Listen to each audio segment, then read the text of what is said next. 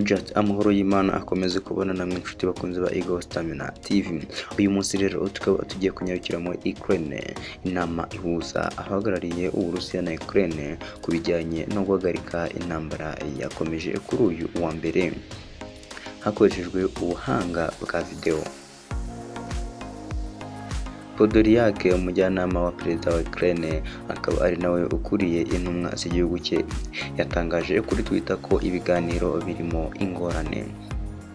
Asobanura ko impande zombi zitarava ku izima, batsimbaraye ku byo bamwe basaba abandi, ahanini biraturuka ku mitegekere ya politike itandukanye cyane hagati y'ibihugu byombi.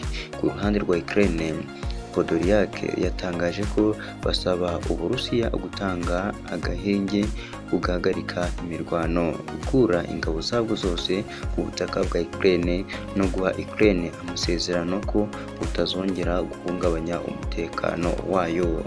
Ku ruhande rw'Uburusiya bo ntibatangaje ibyo basaba Ukraine. Ni ubwa kane intumwa z'ibihugu byombi zihuye, inshuro eshatu za mbere baganira amaso ku yandi ku mipaka y'igihugu bombi baturanye cya Belarus. Ntacyo imishyikirano yagezeho, kimwe nk'uko inama y'abaminisitiri b'ububanyi n'amahanga b'Uburusiya na Ukraine yabereye ku wa mbere w'icyumweru gishize muri Turukiya nayo ntacyo yatanze. Ingabo z'Abarusiya zikaba ku ruhande zikomeje ibitero byazo mu nkengero z'umurwa mukuru wa Kiev.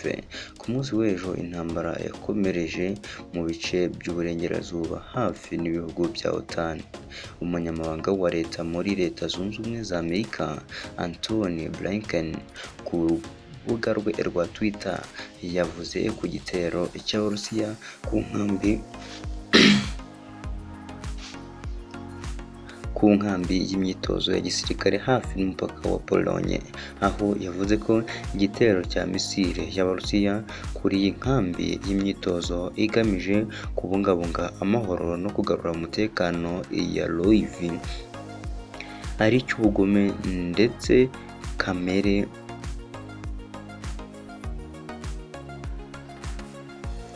ndengakamere, ndetse ko bigomba guhagarara.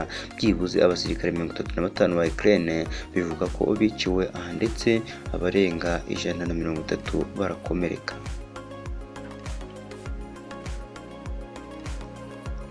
Ibinyamakuru by'Uburusiya byerekanye amashusho y'imodoka nyinshi z'intambara zerekeza mu murwa mukuru Kiev. Ingabo za Ukraine ziryamiye amajanja mu murwa mukuru ahitezwe kuzabera intambara ikomeye hagati y'impande zombi, mu gihe ibiganiro bikomeje bitagize ibyo bitanga.